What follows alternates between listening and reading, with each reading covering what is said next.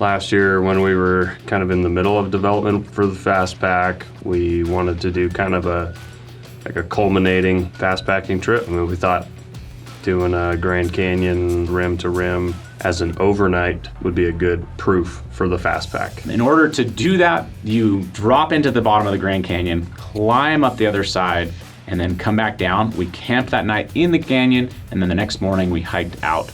So on day one, that looked like 38 miles of running and hiking with over 10,000 feet of descent and over 6,000 feet of climbing. And then the next day, we climbed up and out of the canyon for another 4,000 feet. So just a massive, massive effort. We loaded up our Fastpacks, and I had my sleeping gear, a tent, food, water, everything I might need for staying down in the Grand Canyon. The terrain of that trail, it's so uneven and not consistent. It also can get very hot, especially at the bottom of the canyon. So it's just a massive array of both weather conditions, mileage. A lot of people would have said, well, why didn't you just drop your pack in the bottom and then go hike up the next rim without your packs on, without that extra weight? In the Grand Canyon, you have to use a reservation system for the campground. When we passed through the bottom campground the first time, it was too early in the morning and there were other groups still camping in those campsites.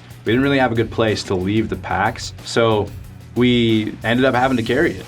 And with a heavy backpack, that would have been miserable. But with the gear that we were able to use from Outdoor Vitals, the Skyline Fastpack itself, all of it was lightweight and built for comfort and function and performance.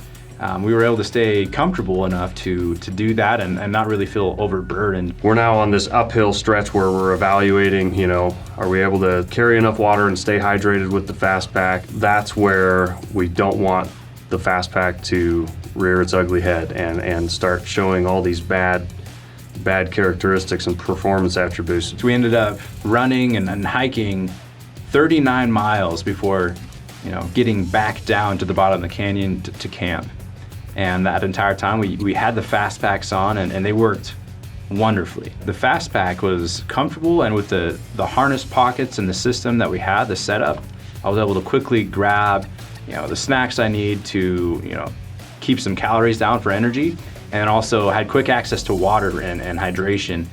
And that basically enabled me to keep going, to have energy and strength. When you're running with it fully loaded, it really doesn't bounce. It allows you to cover more ground more comfortably and experience the outdoors in a way that really isn't possible with a lot of other packs. Like 19 hours of movement, totally mentally exhausted, physically tired. The confidence that it gave me in the Fastpack itself, I don't think can be replaced. The unexpected, unwanted, really challenging scenarios build the most confidence in oneself or a piece of gear or in other people around you. I never noticed any issues. I never noticed discomfort. I never noticed wishing I had better access to a single item or anything like that. It carried well, and honestly, for me, that was the biggest blessing, was that I just never even had to pay attention to the Fastpack while I was kind of going through that ordeal. I think there's many people out there that just had no idea that logging that kind of mileage on trail